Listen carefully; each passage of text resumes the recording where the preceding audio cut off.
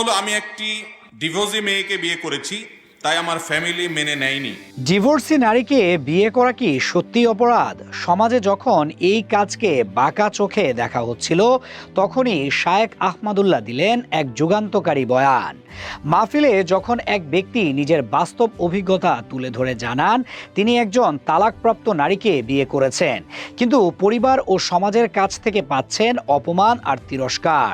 এই প্রশ্নের জবাবে শায়েখ আহমদুল্লাহ স্পষ্ট করে দেন, একটি বিয়ে ভাঙার দায় শুধু নারীর উপর চাপিয়ে দেওয়া অন্যায় এবং বাস্তবতাকে অস্বীকার করার শামিল। তার কথায় উঠে আসে অনেক ক্ষেত্রে স্বামী বা পারিবারিক পরিবেশের অমানবিক আচরণই একজন নারীকে বিচ্ছেদের পথে ঠেলে দেয়। তিনি বলেন, আমাদের সমাজে এক অদ্ভুত দ্বিচারিতা কাজ করে, যেখানে নামাজি বা ধর্মীয় পরিচয়ধারী অনেক মানুষও ডিভোর্সি নারী দেখলেই ফিসফিস শুরু করে দেন, যেন তালাক মানেই ওই নারীর ব্যর্থতা। অথচ বাস্তবে একজন নারী তালাকের পর এমনিতেই মানসিকভাবে বিপর্যস্ত থাকেন। তার উপর সমাজের অবহেলা এবং অপমান তার জীবনে আরও চাপ সৃষ্টি করে। পরিবার পর্যন্ত এই সামাজিক চাপে পড়ে যায়, আত্মীয় স্বজনদের সামনে মাথা নত করতে বাধ্য হয়।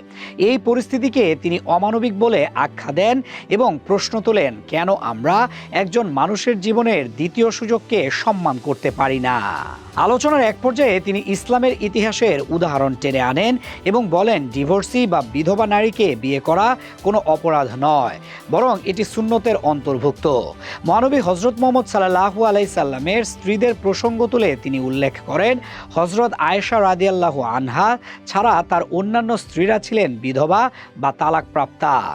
এই বাস্তবতা সামনে রেখেই তিনি বলেন, যারা এই ধরনের বিয়েকে ছোট করে দেখে বা উপহাস করে, তারা প্রকৃতপক্ষে একটি ভালো কাজকে অবমূল্যায়ন করছে, যা ধর্মীয় দৃষ্টিতেও গ্রহণযোগ্য নয়। এই আচরণকে তিনি স্বার্থপরতা হিসেবে উল্লেখ করেন এবং বলেন, বৃদ্ধ বয়সে একজন মানুষের পাশে একজন সঙ্গী থাকা জরুরি, যা সন্তানরা কখনো পূরণ করতে পারে না।